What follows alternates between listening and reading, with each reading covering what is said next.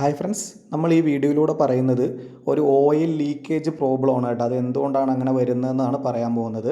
ഇപ്പോൾ ബെൽറ്റ് ഇട്ടടിക്കുന്ന മെഷീനിലാണ് ഇത് കൂടുതലായിട്ട് കാണുക. നമ്മുടെ ഈ ഫ്ലൈ വീലിനകത്ത് നൂല് കയറിപ്പോയി കഴിഞ്ഞാൽ, ഇപ്പോൾ അഴിക്കുന്ന പോർഷനാണ് ഫ്ലൈ വീൽ എന്ന് പറയുന്നത്. അതിനകത്ത് നമ്മൾ ബോബിൻ ചുറ്റുമ്പോൾ അതിൻ്റെ ബാക്കി നൂല് കയറിപ്പോയി കഴിഞ്ഞാൽ ആ മെഷീൻ്റെ ഉള്ളിലേക്ക് അത് ചുറ്റി കയറും. അങ്ങനെ ചുറ്റി കയറി കഴിഞ്ഞാൽ അവിടെ ഒരു ഓയിൽ സീലുണ്ട്. ആ ഭാഗത്ത് കൂടെ നൂല് കയറിക്കാണ്ട് ഓയിൽ ഇരിക്കുന്നത്. അതുപോലെ ഓയിൽ കയറാതെ എല്ലാവരും ശ്രദ്ധിക്കണം. ഇതുപോലെ നൂല് കയറാതിരിക്കാൻ എല്ലാവരും ശ്രദ്ധിക്കണം. അതിലൂടെ നൂല് കയറി കഴിഞ്ഞ് കഴിഞ്ഞാൽ ഓയിൽ ലീക്കേജ് ഉണ്ടാവാൻ ചാൻസ് ഉണ്ട്. ഇന്നിപ്പോൾ ഒരു കസ്റ്റമർ പ്ലേസിൽ പോയപ്പോൾ കണ്ട ഒരു പ്രോബ്ലം ഞാൻ നിങ്ങൾക്ക് ഷെയർ ചെയ്തതാണ്. അപ്പോൾ എല്ലാവരും ഇത് ശ്രദ്ധിക്കണം.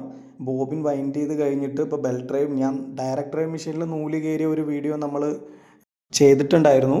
അപ്പോൾ ഇതുപോലെ നൂല് കയറാതെ എല്ലാവരും ശ്രദ്ധിക്കുക. നൂല് കയറി കഴിഞ്ഞാൽ ഓയിൽ ലീക്കേജ് വരും. വീഡിയോ ഇഷ്ടപ്പെട്ട് കഴിഞ്ഞാൽ ലൈക്കും ഷെയറൊക്കെ ചെയ്ത് സപ്പോർട്ട് ചെയ്യണേ. താങ്ക്